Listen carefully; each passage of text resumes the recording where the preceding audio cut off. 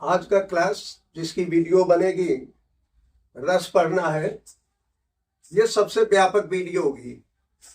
इसमें 10th class 12th class UP police की जो लोग तैयारी कर रहे हैं उनके लिए, आरओ एआरओ और दूसरी परीक्षाओं की जो लोग तैयारी कर रहे हैं, हमने इस हाई स्कूल इंटर के पाठ्यक्रम के साथ रस का कोर्स उनके लिए भी चुन लिया है ताकि शायद उनका भी कुछ 2-4 नंबर का भला हो जाए।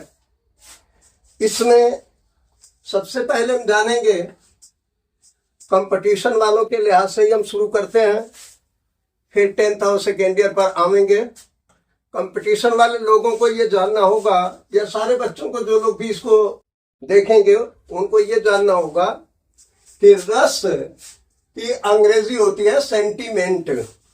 सेंटीमेंट जो है वो हर आदमी के दिल में होता है। हर आदमी के दिल में सेंटीमेंट छुपा हुआ रहता है, रस रहता है, उसको जागृत करने के साधन होने चाहिए। अब ये रस, इसको कहा जाता है कि काव्य सौंदर्य के 3 तत्व हैं, रस, अलंकार और छंद।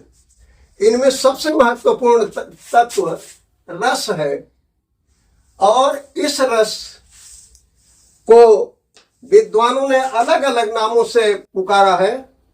कुछ विद्वानों ने इसको कहा है कि ये श्रृंगार रस जो है ये रसराज है, रसों का राजा है, रसों का सिरमौर है।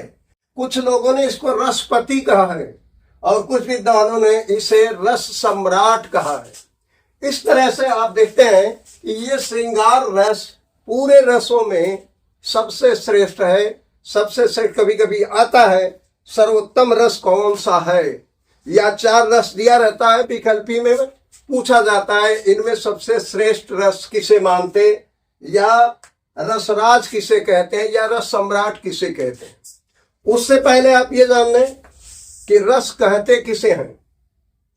तो रस कहते हैं श्रव्य काव्य के पढ़ने और दृश्य काव्य के देखने, यानी कविता के पढ़ने और नाटक के देखने में हृदय के अंदर जो आनंद की अनुभूति होती है उसे रस कहते हैं।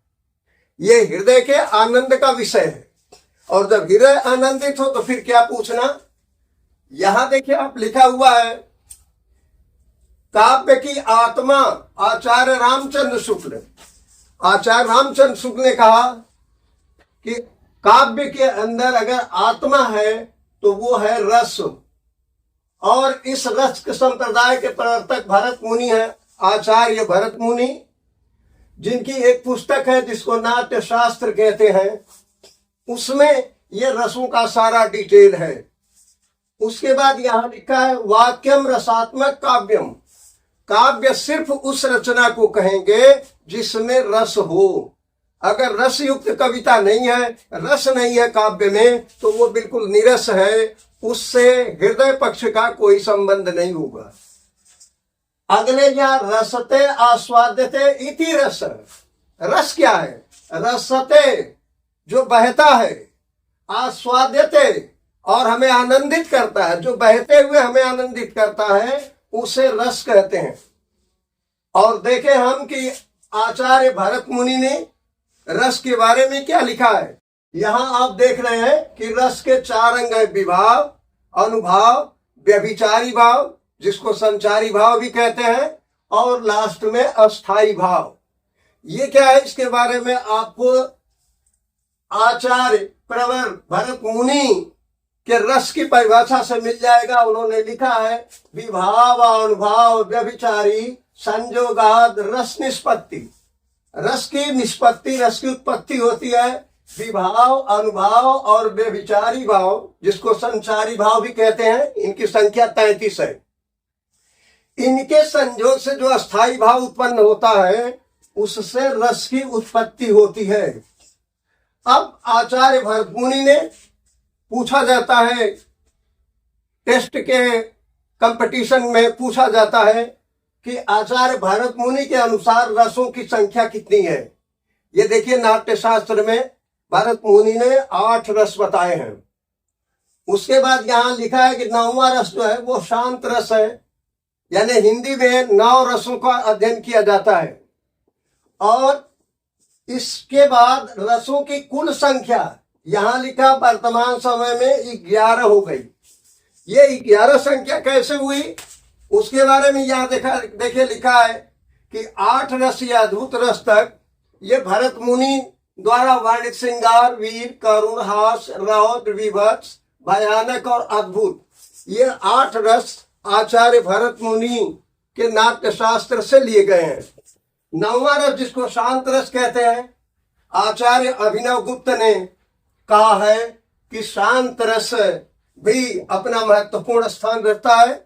उसके बाद माँ का अपने नवजात बच्चों के साथ, शिशुओं के साथ जो प्रेम होता है उसको कहते हैं वात्सल्य, और इस रस के जनक हैं आचार्य विश्वनाथ ने बताया।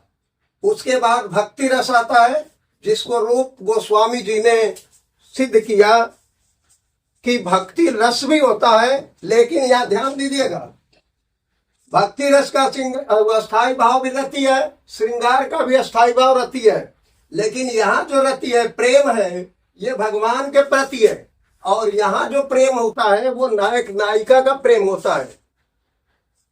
इस तरह से कंपटीशन वाले लोगों के लिए ये सब अच्छी तरह जान लेना चाहिए। रसराज, रस सम्राट, रसपति, ये सब श्रृंगार रस तो है, लेकिन आचार्य भावभूति ने, जिन्होंने किरातुर्जनियम महाकाव्य की रचना की, उन्होंने कहा एको रस करुण एव, करुण ही एकमात्र रस है, सिर्फ एक रस है करुण, सारे रस उसी में समाहित हैं। तो ये अलग अलग विद्वानों के अलग अलग राय हैं, अलग अलग संख्या है, अलग अलग इनके भाव हैं। तो कंपटीशन वाले लोग पहले इतना समझ लें आएगा रस के कितने अंग होते हैं, वो 4 आपके सामने लिखा हुआ है, विभाव, अनुभाव, व्यभिचारी भाव या संचारी भाव और अस्थाई भाव, ये रस के अंग हैं। उसके बाद रस के प्रवर्तक आचार्य हैं भरत मुनि, और उनकी पुस्तक है नाट्य शास्त्र। उसके बाद इस रस के बारे में कुछ कथन है जो आपके सामने है। आचार्य रामचंद्र शुक्ल ने इसे काव्य की आत्मा कहा है रस को, और का वाक्यम रसात्मक काव्यम, रसात्मक वाक्य, रसयुक्त काव्य ही वाक्य ही काव्य है। और आखिर में भरत मुनि का यह सूत्र है कि इसकी निष्पत्ति कैसे होती है। रस के बारे में विद्वानों की अक्सरियत में राय रसते आस्वाद्यते इति रस, जो बहते हुए हमें आनंदित करे, पिघलते हुए हमें आनंदित करे, उसे रस कहते हैं। उसके बाद ये भावभूति का है। आचार्य भगवत ने कहा एको रसा करुणेव, कि करुण ही एकमात्र रस है। अब आइए इधर जरा सा देख लीजिए, ये भी पूछा जाता है, ज्यादातर इसी तरह के सवाल पूछे जाते हैं। आप सभी को ये याद कर लेना होगा किस रस का अस्थाई भाव क्या है। ये यहाँ पर सभी 11 रस और उनके अस्थाई भाव दिए हुए हैं। श्रृंगार रस रति, वीर रस उत्साह, करुण रस शोक, हास्य रस हास, रौद्र रस क्रोध, विभत्स रस जुगुप्सा, बहुत से लोग जुगुप्सा शायद ना समझे तो लिख दिया हमने घृणा, भयानक का भय, अद्भुत रस का विस्मय या आश्चर्य, शांत रस का निर्वेद या उदासीनता, और वात्सल्य रस का वत्सल या स्नेह, और भक्ति रस का रति, भगवान के प्रति या देवताओं के प्रति। इसमें कोई भी एक अस्थाई भाव दे देगा, लिख देगा इसका ये किस रस का अस्थाई भाव है, आगे 4 रस दे देंगे या 4 रस ये दे देंगे। कोई एक वो उसके 4 अस्थाई भाव से पूछेगा आपसे कि विभत्स रस का अस्थाई भाव है, और ये जुगुप्सा के साथ 3 और भी कोई रहेंगे। इस तरह से आपका बहुत आसानी से रस के विषय में सारगर्भित अध्ययन हो जाएगा, आपको एक अच्छी जानकारी हो जाएगी, लेकिन इसको आपको याद रखना होगा। ये पुलिस भर्ती में भी, आरओ एआरओ में भी, या दूसरी जितने लोग कॉम्पिटिटिव एग्जाम देते हैं उन सब के लिए ये बहुत उपयोगी सिद्ध होगा। अब हम चलते हैं हाई स्कूल में। ये 1 नंबर का आएगा, OMR शीट पर इसका आंसर देना होगा, और जरा ध्यान देंगे, हाई स्कूल के स्टूडेंट्स के लिए करुण और हास्य, ये 2 रस पढ़ने हैं। उनके लिए बिल्कुल ऑब्जेक्टिव होगा, उनको बस ये राइट कर लेना है करुण और हास्य रस के अस्थाई भाव क्या है। उदाहरण उनको नहीं देना है, अस्थाई भाव पर पूछा जाएगा प्रश्न, या कोई लाइन दी रहेगी उसमें रस चुनना होगा। सिर्फ इतना ही उनको 1 नंबर में करना है। दे देगा करुण रस का अस्थाई भाव है, ये शोक के साथ ऊपर नीचे कहीं से भी 3 और दे देगा, या हास्य रस का हास होगा, ये दे देगा। अब हम आते हैं इंटरमीडिएट जनरल हिंदी, सामान्य हिंदी में। उनके कोर्स में श्रृंगार रस, वीर रस, करुण रस, हास्य रस, और ये यहां से 5वां शांत रस, ये 5 रस उनको पढ़ना है। लेकिन उनके में आएगा परिभाषा और उदाहरण सहित, वहां लिखा हुआ है कि जनरल हिंदी 2 नंबर का आएगा प्रश्न, और इस प्रश्न में उनको सिर्फ अस्थाई भाव और परिभाषा लिख दें, काम हो जाएगा। अगर वो और लिखना चाहते हैं तो जैसे मान लीजिए उनको लिखना है शांत रस, तो वो लिख दें विभाव, अनुभाव, संचारी भाव के फलस्वरूप जो अस्थाई भाव हृदय में पैदा होता है, जिससे निर्वेद या उदासीनता उत्पन्न होती है, उसे शांत रस कहते हैं।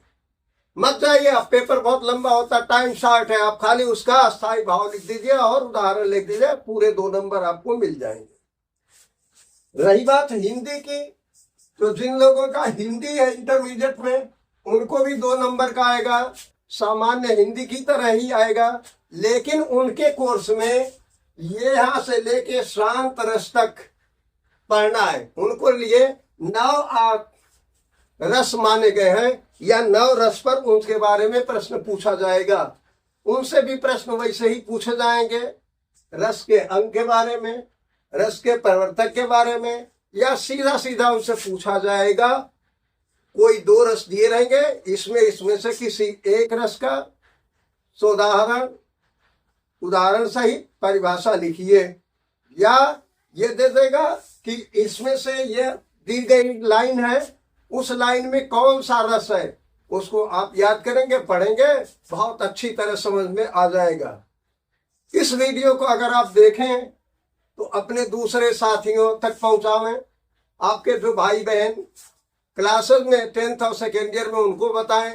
जो आपके भाई बहन रिश्तेदार कॉम्पिटिटिव एग्जाम की तैयारी कर रहे हैं, जिसमें यूपी पुलिस और आरओ की परीक्षा बहुत जल्द होने वाली है। हमने सोचा था कि हाई स्कूल इंटर को पढ़ाने के बाद इनकी हिंदी की भी क्लास लेंगे, लेकिन संभव नहीं हो सका। फिर भी कोशिश करेंगे कि जो दे सकते हैं अपनी तरफ से उन तक पहुंचावें। आप सभी को बहुत बहुत धन्यवाद, और इसको ध्यान से पढ़ें ताकि भरपूर लाभ उठाएं। धन्यवाद, शुक्रिया, जय हिंद।